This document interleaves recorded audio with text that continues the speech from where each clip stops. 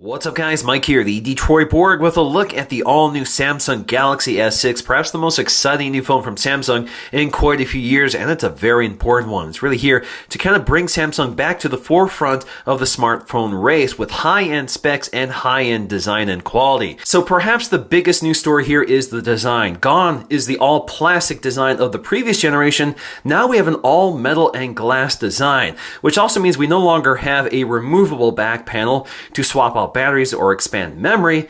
This also is no longer waterproof like the previous Galaxy S5. And on the front, we have a stunning QHD display with a resolution of 1440 by 2560, good for 577 pixels per inch. That is a stunning amount of resolution to work with, and the display definitely looks fantastic. Now, both the front and back of the phone are covered in Corning Gorilla Glass 4, which is more durable but still shatter prone. So of course, if you throw this on the floor or drop it on concrete, you may break or shatter the screen. So keep that in mind, and you may want to wear a case. But the great thing about having a glass back panel as opposed to metal is that this can work with wireless charging. In fact, wireless charging is built right in, and this works with both wireless Qi and PowerMat. So this is kind of a true universal wireless charging system. Also on the front, you'll find an all-new fingerprint sensor which uses imaging instead of a swipe gesture, which works a lot more like the iPhone. And we're going to take a close look at this. On the back, we have a new 16 megapixel camera with optical image stabilization, which is good for 4K video recording. We also have our heart rate monitor returning once again. On the front, we have a 5 megapixel front-facing camera, which can record in 2K resolution, which is kind of unique. Now, in terms of our internal specs, we have a Samsung Exynos 64-bit octa-core processor, which combines two quad cores, one clocked at 1.5 gigahertz, the other clocked at 2.1 gigahertz. We also have the Mali T760 GPU built in. In terms of storage, because we do not have expandable storage, we have three storage options: 32, 64, and 128 gigs. We also have 3 gigs of RAM across the board. Now, in terms of our battery, that's at 2,550 milliamp hours, and again, it is sealed in. All right, so let's go ahead and get to the unboxing here, and you can see the packaging is very different from previous Samsung phones.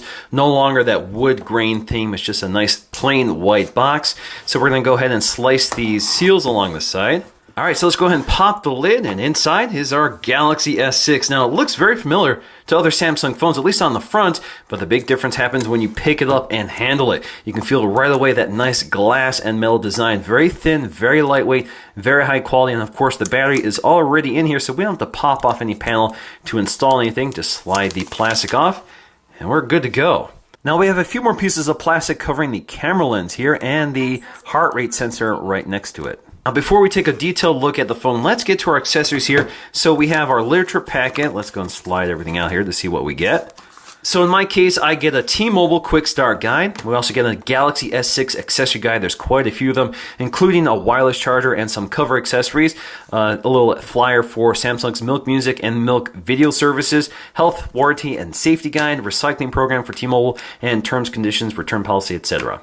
Now, in terms of our accessories, we do get the new adaptive fast charger from Samsung, which is fantastic. This means you can charge the battery really quickly here. Samsung says you can get about 4 hours out of a 5-minute charge, and it takes a little more than an hour to completely charge your phone from 0 to full. We also have our micro USB 2.0 cable. This is just USB 2.0. There is no USB 3 like we saw with the last generation Galaxy S5. Now, something we haven't seen very often with a Samsung phone is a SIM ejection tool. Because we do not have a removable back panel, we have to use this tool to eject our nano SIM. Also included with the Galaxy S6 is Samsung's new set of in-ear headphones. These are very similar in shape to the EarPods from Apple, but you do have replacement gel, so you can kind of swap them out to find the right size, but you do have an inline remote control and microphone. All right, so let's go and press the power button along the right side here to get it started. So taking a closer look at the design of our Galaxy S6, once again, it's the same size as the previous generation, 5.1 inches. The big difference here is that QHD resolution, which is quite stunning. And again, AMOLED gives you these bright, vivid colors and deep blacks. So down here, we have a new, larger home button, which also integrates that imaging fingerprint sensor. It's a little more raised here and feels a lot more tactile than before. It feels really nice. Of course, we still have our backlit off-screen capacitive Android keys, and we'll take a look at how those work. Up top, we have our flush earpiece. Right next to that is the 5 megapixel front camera, good for 2K resolution. We also have our ambient light sensor and proximity sensor, and we do have an LED notification light hidden in the bezel. Down below, milled into the metal frame of our phone is the headphone jack, the micro USB 2.0 port, no flap here to cover it up, and no USB 3.0. We also have our microphone as well as the side-facing speaker as opposed to the rear-facing speaker of the previous generation. Now, just like on the bottom, the top also features those antenna insulators, and at the center is an IR blaster for controlling AV equipment, and then we have another microphone built in. Now, mounted high on the left-hand side are the independent volume controls, which are nice and tactile. And mounted farther down on the right-hand side is the sleep-wake power button right above the Nano SIM tray. Now, along the backside, like a lot of Samsung phones, we have a protruding camera, which is a little more pronounced here because of the flat surface area back here. But again, we have 16 megapixels, optical image stabilization, 4K video recording, a really nice camera. We also have this nice flush heart rate monitor, which includes the LED flash, which puts out a really nice warm color. It's not dual tone, but has a really nice natural light. And I really want to talk about the design of the Galaxy S6, starting with the small bezels along the side. Really nice narrow form factor, feels really comfortable in the hand. It looks really attractive. Everything is nice and symmetrical. Of course, we have larger bezels at the top and bottom for things like our buttons and as well as our sensors and earpiece at the top. Everything, of course, just looks about right to me. Now, the glass is also slightly curved along the edge here, which means that the surfaces feel nice and smooth as it meets the metal frame. The metal frame is slightly chamfered at the edge, so you do get a little kind of a glint from the metal, which looks really nice here. And if you look along the side, the rounded edge is kind of blunted on the right-hand and left-hand side to give you a little more surface area to grip the phone and to operate the controls. Again, a really nice subtle design, but it makes a difference. And on the back, we have this nice smooth sheet of glass, again, also curved toward the edges, which meets the chamfered edge of the metal bezel, which looks really sharp here. This glass is actually sort of pearlescent. It's not just plain white here, so it looks a little more interesting, especially when the light hits it. That works across all the colors that are available on this device. You get that nice opalescent color both on the front and on the back. Again, it just looks really simple, elegant, and well thought out. Now, quickly comparing the Galaxy S5 to the Galaxy S6, you can see the display is the same size, 5.1 inches. Now, the GS6 is slightly taller with larger bezels at the top and bottom, just slightly to accommodate the larger home button toward the bottom. But you can see the GS6 is narrower with smaller bezels, so the phone feels a little more comfortable to handle and certainly much thinner than the Galaxy S5. Now, at the top, they've rearranged some of the sensors. The earpiece is a bit larger and a bit lower, and the camera module is noticeably larger on the GS6 for better low-light performance. Toward the bottom, the home button is noticeably larger, which means we do get slightly larger bezels at the top and bottom compared to the previous GS5, but the controls on either side are the same. On the left side, you can see the volume controls are in the same location, but they're now split controls instead of a volume rocker. Now on the right side, the power button has been shifted down a bit, and they've added the Nano SIM tray. Now on the top, once again, we have an IR blaster, but they've relocated the headphone jack to the bottom. Taking a look at the bottom, you can also see that we now have the speaker grill toward the bottom instead of on the back as we had with the previous Galaxy S5. And we no longer have that watertight flap covering the USB 3 port. Now we just have a USB 2.0 port. And on the back, once again, we have our protruding camera modules as well as the heart rate monitor, which has been repositioned. Now, when you first set up your Galaxy S6, you're prompted to set up the fingerprint scanner. So let's go ahead and do that manually. I'm going to go right to our settings panel. I'm going to go to lock screen and security. I'm going to go to fingerprints. I'm going to use the finger I already set up here when I first set up the device. And now we're going to add a new fingerprint. So again, the process is very similar to the iPhone and actually coaches you through the process as it images your finger. Now, you can also use your fingerprint for web sign-in or verify your Samsung account. Now, you will also need to establish a backup password, which requires 6 characters with 1 number and 1 letter. So we're all set to go. Just tap and hold the home button here, scans your fingerprint pretty quickly, and unlocks it for you. Now, for the most part, it works in any orientation here, sideways or vertically. All right, so let's take a look at our user interface. So this is Android 5.0 skinned with a new and improved version of TouchWiz. Now it stays pretty close to the Android 5.0 design scheme here. So it's pretty simple, pretty flat, nice and colorful. And it just looks really nice. They've really simplified it, and I think it looks much better than before, although it's still pretty familiar TouchWiz here. So you have your expandable notifications, or you can clear them all out, and you can see your quick setting toggles right from the lock screen. Of course, you can adjust your screen brightness and more. Now, from that lock screen, you can also swipe up to quickly launch into the camera. As you can see, it launches very quickly. The camera is always on standby and ready to go. You can also quickly launch into your phone dialer. Now, the great thing here is that when you're on the lock screen, you can just double tap the home button to launch the camera. So if the device is just locked and you want to quickly access the camera, just double tap the home button. Again, really quickly accessed. So from the home screen, we can swipe through our home pages. You can swipe all the way to the right to get to our briefing, which is powered by Flipboard. So this is pretty familiar here. It's new and improved, looks a little bit better, but it basically aggregates all these news stories and you can modify them here. So if you go up to settings, you can turn off certain feeds here. So if you don't want news, you can turn that off. Now, if you want to modify what appears in these feeds, you can select specific types of categories. So if you want weather, just select it. If you want Mideast news and that sort of thing. And of course, that extends to all of these categories. Now, you can remove this if you do not want this here at all. All you have to do is pinch out here like so to edit your home screens. So if you want to remove this, just uncheck it and it disappears. Now you can select which one you want to be the home screen by tapping the home icon just above it. You can also just drag and drop these pages up to delete, or you can add new pages. Now you can also change the screen layout here. So you can go with 4x4, which is here by default, 4x5 or 5x5 to squeeze more onto each home screen. This is also where we'll find all of our widgets. So we can drag and drop these widgets to our home screen like so if we want, or if you don't want them, just take it up to remove. We also have our wallpapers here, and you can select whether you want your home screen, lock screen, or home and lock screen set, and you can choose from your own gallery or select one of the pre-installed wallpapers. We also have our themes, and there's lots to pick from. Now, this completely changes the icon pack, the sound profile, the fonts, that sort of thing.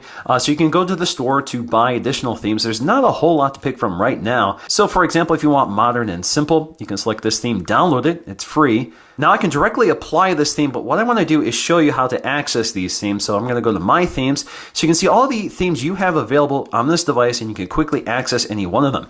So for example, if I want that purple theme, just click Apply. So this completely changes the entire design of the user interface, from the folder icons to the folder layouts, to the drop-down notification shade and coloring, to the fonts and sounds and that sort of thing. Now personally, I'm not a big fan of purple, so let's go back to the default theme. Now I can jump to our home pages here. You can no longer scrub to them using those little icons like you could with the previous version of TouchWiz. Now taking a look at our drop-down notification shade, you can see with a single gesture it brings down both your notifications and your quick setting toggles. There's no two steps to it like there used to be. If you remember, you used to be able to use a two-finger gesture to bring down all of your quick setting toggles and bypass the drop-down notifications. Now the interface is pretty familiar here. When you swipe to adjust your screen brightness, it actually drops everything out of the way so you can see your screen brightness changing. You can also select auto and more. You also have S-Finder, which will allow you to search the entire device. Which has been improved again here. So if we just want to search, for example, let's go Android. Now that search is broken down by settings, Chrome, My Files, and web search here. Or you can limit this by time, category, location if applicable, and tags. We also have Quick Connect, which allows us to see wireless devices nearby that we can connect to, such as printers, televisions for mirroring, or DLNA equipment for broadcasting our media, or other Samsung devices where we may want to share content with. Now taking a look at some of these quick setting toggles, you can see we have power saving mode. So this will activate power saving mode, and you get to more controls by tapping and holding on that icon here. So you can start power saving mode and it'll tell you exactly what's going on. We can also go back here to get back to where we were. So if we don't want power saving mode on, let's just click that off. Of course, we have airplane mode, do not disturb here. So if you want to turn off your notifications, or if you want to change the behavior of do not disturb, again, just hold on it, takes you to that control panel, and you can schedule do not disturb and allow exceptions and more. We also have a handy flashlight toggle for turning on the LED light right from the drop-down shade. Now you can also modify these quick settings by going to edit here. Now you're limited to a certain number of them, so if you can remove as many as you want, but you're limited to how many you can add, so you have to bump one of them out of your way. But you can see the additional ones that are available, such as screen mirroring, smart stay, which is returning once again, ultra power saving mode, which is a little different than the standard power saving mode, NFC, private mode, and more. So ultra power saving mode is kind of a limp home mode. We've seen this before here. So you can see we get a very dim grayscale screen, very simplified interface with only basic apps that are needed, such as phone dialing, messaging, and internet browsing. Now in terms of these Android navigation keys, they have dual purposes. So for example, we have our home button, pretty familiar stuff. Hit it once, takes you to the home screen. You can double tap to launch into the camera. You can also tap and hold it to launch into Google Now. We also have our recent apps here, so we get that overview, pretty familiar from stock Android 5.0, so you can swipe them all away to dismiss them. You also have a close all button if you want. Now if you tap and hold on this actually brings up the split screen view. Now it's a much simpler interface, but you can select any app you want to open side by side. So for example, if I want Chrome here and Gmail, opens one on the top, one on the bottom, and I can resize it like so. And the active window is highlighted in blue, so when I tap that circle, I can actually act upon that specific window here. So I can maximize this window to fill up the screen. I can minimize it, or I can copy text from this side to the other, or swap them between the top and bottom like so, or just close them by hitting the X. So if I want to close it, just close it out of the way. Now I can also get a pop-out view just by swiping from the upper right or upper left corner, so you get this little window that you can move around down and resize. Certain windows will only resize to certain ways here. You can also tap this circle icon to again act upon it to copy text, minimize the window, maximize it, or close it. Now, if you minimize the window, you get this little floating badge which hovers in the background here, and you can continue using your device and bring this forward when you need it, which works pretty nicely. Or if you hit the home button, it also goes to this little icon view. Now, you can do this with up to 5 apps at once. You can have 5 individual windows open at once, and if you hit the home button, they all minimize here. Or if you tap and hold on them, you can actually take it up to remove to disable them. Or if you bring this forward, you can also snap it up to the top here to maximize the window.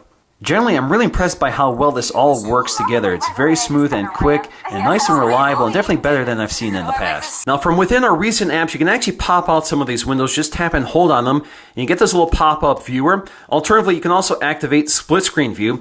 For apps that are eligible for pop-out or split screen view, you'll see this little icon next to the close button, which looks like 2 rectangles. So if you tap that, it will load the app into a split screen view up top, and then you have to select another one for the bottom here. So you can either select one of the open windows or open up a separate app here. So let's go ahead and select YouTube, and we have our split screen view. Now, taking a look at our new app drawer, Samsung has been pretty modest here. They haven't preloaded a bunch of Samsung apps like they used to on previous generations. They do give us some editing options up here. All I have to do is go up to Edit, and apps that are available for uninstallation or disabling are highlighted with this little icon up here. So if you want to disable it or uninstall it, you can. Of course, a bunch of apps are not eligible, and unfortunately, you can't hide them like you used to be able to do on previous versions of TouchWiz. Of course, we also have foldering here, and if you want a folder, you have to be within the editing mode here, so you can drag and drop on top of each app here and create new folders. Now you have options like changing the color of the folder, like so. Basically, it just changes the outline color, and of course, you can change the name. And if you just want to remove a folder, just go ahead and remove it, and takes everything out of the folder, puts it back within the app drawer. Now, you can also order these by alphabetically if you want. So if you start rearranging them, just go back to alphabetical mode, puts it all back into order. In terms of our app selection, of course, we have a folder full of Google apps. We have some T-Mobile apps that came with this carrier.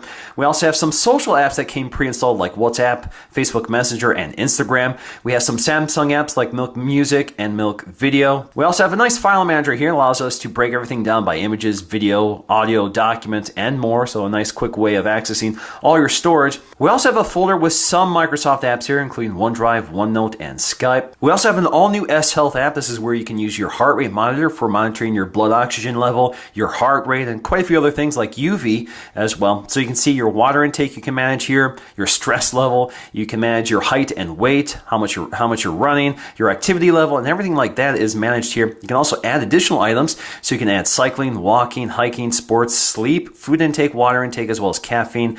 You also have goals, programs, and quite a few others here. Now, if you want to measure your heart rate, just go right here to click measure and just press your finger against the heart rate monitor. It lights up and will start monitoring your heart rate. And you can actually see we now get live feedback, which is kind of nice. So as you can see, a fairly high heart rate here. I can click save it to my history. You can also measure your blood oxygen level. Again, just use the heart rate monitor and it will actually show you your live results. Samsung has also thrown in this Smart Manager utility. It allows us to clean our storage and our RAM. So if you want to manage your RAM here, you can end specific tasks if you want. You can also go to your battery life here. This allows us to see how much battery we have estimated left. You can turn on power saving measures. We can see our device security settings as well as our storage. Also included is the Peel Smart Remote Control app, which is really easy to set up. Again, it uses that IR blaster on the top to control your AV equipment. All you have to do is input your zip code, your cable provider, and your equipment, and you can quickly access that equipment right from your phone. So you have a remote control panel for your TV or your cable box. And you can also switch between different rooms. So if you want to set up different rooms, you can, which is kind of nice here. So I can add a different room. I can add different devices. You can also just use your TV guide here. Just tap on it, click watch on TV, and it'll actually send that code to the TV. Now, the great thing about this app is that you have this perpetual widget within the drop-down notification shade for quickly accessing your controls. This also works from the lock screen, so you can quickly access it from here as well, or expand it out to get the full control. Now, Samsung has been pretty good about not pre-installing a bunch of its own apps like it used to on previous Galaxy phones. But all of those apps that you're used to having on other Galaxy phones are available under the Galaxy Store. So for example, the Galaxy Essentials category here under exclusives will actually take you to all those apps that came pre-installed, like Optical Reader, Kids Mode, Altogether, Sightseeing 3.0, quite a few others. Car Mode is here as well, S Note, S Translator, and more. Now we also get a new and improved S-Voice voice assistant, and when you set up the phone for the first time, you're actually prompted to establish a wake-up phrase. So this means you can command the device whether the phone is locked or not. Hi Galaxy. What's the weather like tomorrow in Rochester Hills, Michigan? Friday will be cloudy with a high of 56 degrees. So as you can see, you get this little pop-up that will disappear once you're done. Hi Galaxy. Launch YouTube. Hi Galaxy. Set an appointment for 8 p.m. to finish this video review. Okay, here's your appointment. Would you like me to save it to your calendar? Cancel. Okay, I'll leave it off your calendar. Now you can also go up here to settings to modify the behavior of S-Voice here. So you can turn off the wake up command or modify it. You can change the language, change the voice feedback, and quite a few others. Now, there are a few other nice tricks about Samsung's TouchWiz interface. One of them is the ability to just swipe on a contact to either message them or directly call them. Or if you're looking at the contact or message, you can just raise the phone to your ear and it will call them right away. Now, taking a look at our Samsung keyboard, just tap and hold this icon down here right next to the spacebar to get to additional settings. One of them is a floating keyboard, which you can move around and you can get back to the standard full keyboard if you want. You can also resize the keyboard here by going to settings. So all we have to do is adjust keyboard size and you can move it to whatever position you want, whether you want a smaller keyboard or a larger keyboard. Not a huge range of motion here. Now let's take a look at our settings panel here, which has been redesigned and simplified, but we still have these quick setting panels up here, which you can modify. You can add up to 9. Right now I have 6 selected by default, but of course you can add others up until you reach 9. Of course, you can also just search here. So for example, I've searched for display or Bluetooth. If I want to search for, let's go ahead and say battery, there we go. We can jump right to our battery settings. So these control panels are pretty basic. Of course, we have Wi-Fi, Bluetooth, airplane mode. We have mobile hotspot and tethering, which includes USB tethering. We have data usage, and you can set it limit, and you can see which app is taking up most of your data. We also have mobile networks, so this is where we can set up our APNs. We also have our NFC and payment. So we can turn on NFC, and with compatible apps, you can pay with NFC. We also have more connection settings. That includes printing, mirror link, download booster, which you can turn on. This will combine the power of both Wi-Fi and cellular to boost download performance. We also have Wi-Fi calling, which works with certain carriers like T-Mobile. And you can select your default messaging app, whether you want to use Hangouts or the included app. Now under sounds and notifications, you can actually select your sound quality. You can use Adapt Sound, which will automatically determine the best sound for you while you're on your headphones, and it'll actually coach you through that. We also have Sound Alive Plus, which recreates the effects of rich surround sound, which you can turn on and off. Again, that only works over Bluetooth headsets or connected headsets, or you can use this tube amp amplifier, which kind of simulates the soft timbre of a tube amplifier, which is kind of interesting. We can also manage our lock screen notifications, so if you do not want to see them on your lock screen for increased privacy, that's where you select that here. And you can turn off the LED notifications. Now under display, quite a few less options than we're used to having with Samsung phones. So we do have Smart Stay, which again monitors for the presence of your eyes, prevents the display from going to sleep if you're looking at it. But what's gone now is Smart Pause, Smart Scroll, and all those other things that have slowly disappeared over the years. We also have our screen mode here, so we have Adapt Display, we have AMOLED Cinema, AMOLED Photo, and Basic, and I just go with Adapt Display. We also have motions and gestures, which again have been simplified here. So we have direct call, so basically if you're receiving a phone call and you place the phone to your ear, automatically picks up for you. We have smart alerts, so if you pick up the phone and you have pending notifications, it'll vibrate. Mute, if you place the phone flat or cover the phone with your hand, it'll actually mute the phone call or a notification. We also have palm swipe to capture, so again you just swipe across the screen. Of course you have to turn it on in order for it to work to capture the screen grab. Under privacy and safety, this is where we can manage our location services and see what apps are using it.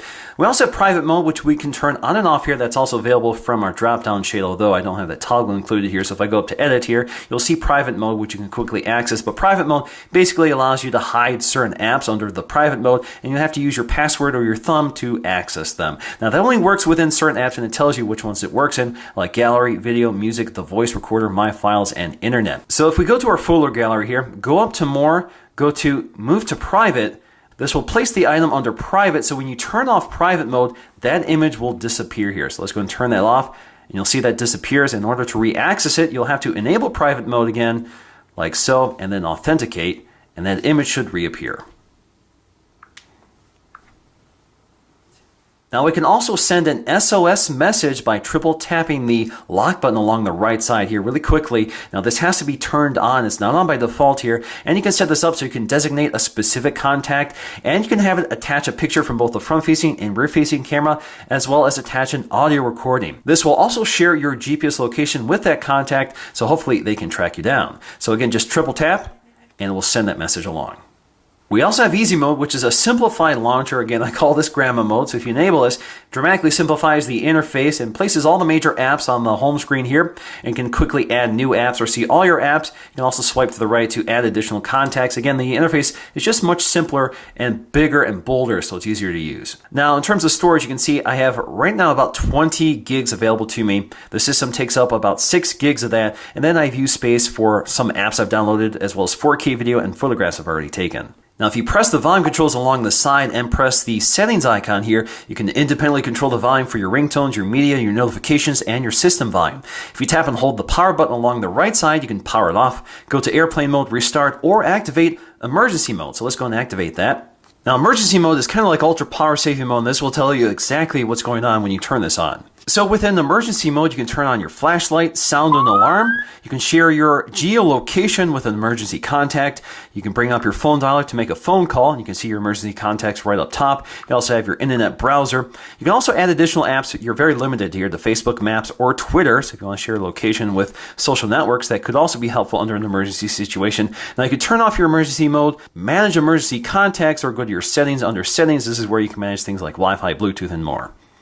You can also place an emergency call specifically to 911, and we do not want to do that. And you can see how much battery life we have left. So with 54%, it estimates about 12 hours and 41 minutes. Now, taking a look at our camera app, we can tap anywhere on the scene to adjust exposure and focus. You can also tap and hold to lock exposure and focus, and tap to release it. We can pinch in and out to zoom, snap our photograph, tap and hold to take a burst shot, and you can see it's pretty quick. We can also record video. Right now I'm recording in 4K video, which means I do not have the ability to snap photographs while recording 4K, but it's nicely balanced here. We do have stabilization. There is no software stabilization with 4K video, but of course if you go to 1080p, you'll get full software stabilization plus optical image stabilization. But you can see the OIS does a really nice job here. So we can click stop or pause to resume recording later. Of course, we have lots of controls like effects, HDR auto on or off.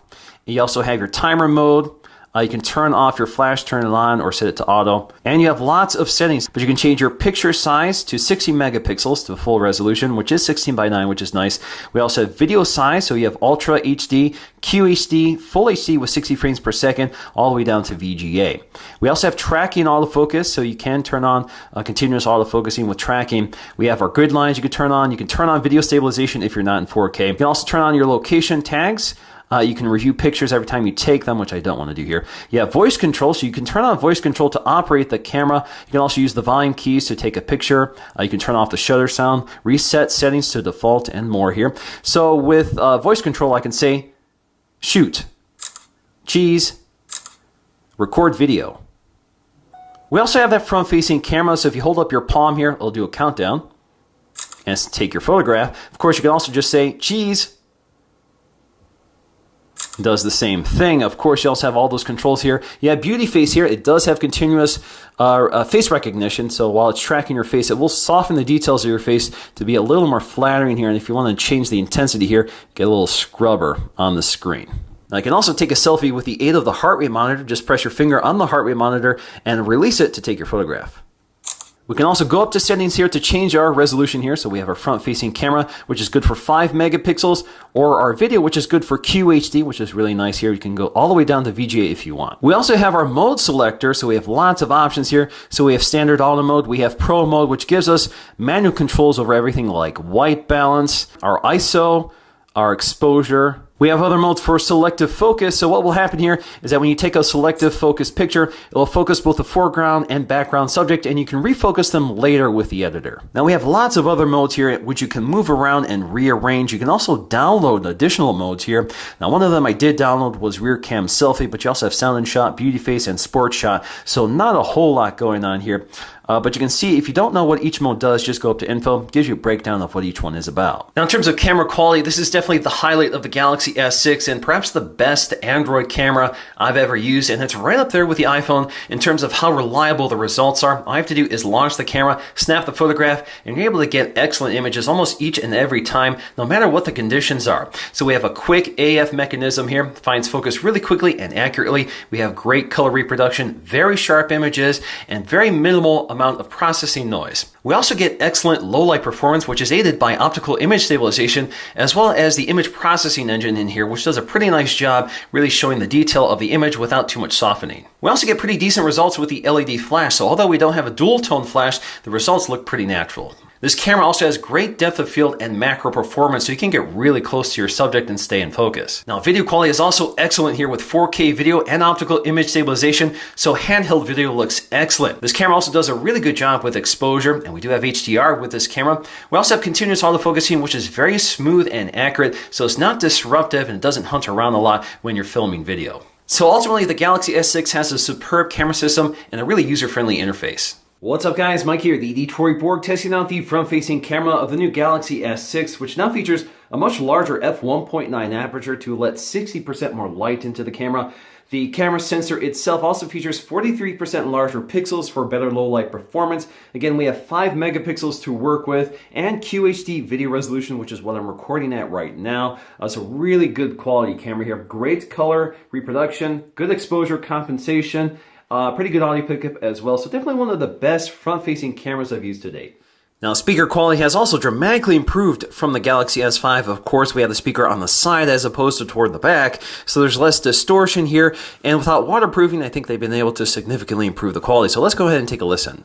What's up guys, Mike here, the Detroit Borg, with a look at the second generation Chromebook Pixel, which is once again designed by Google and sold through the Google Play Store and remains kind of a showcase piece for the Chrome OS because it's pretty high-end hardware with a pretty high-end price tag, although it is a bit cheaper now. What's up guys, Mike here, the Detroit Borg, with a look at the second generation Chromebook Pixel, which is once again designed by Google and sold through the Google Play Store and remains kind of a showcase piece for the Chrome OS because it's pretty high-end hardware with a pretty high-end price tag, although it is a bit cheaper now. Now taking a look at our new Geekbench 3 scores, again we have that new 64-bit 14nm octa-core Exynos processor from Samsung, so pretty impressive results here on a pretty impressive processor.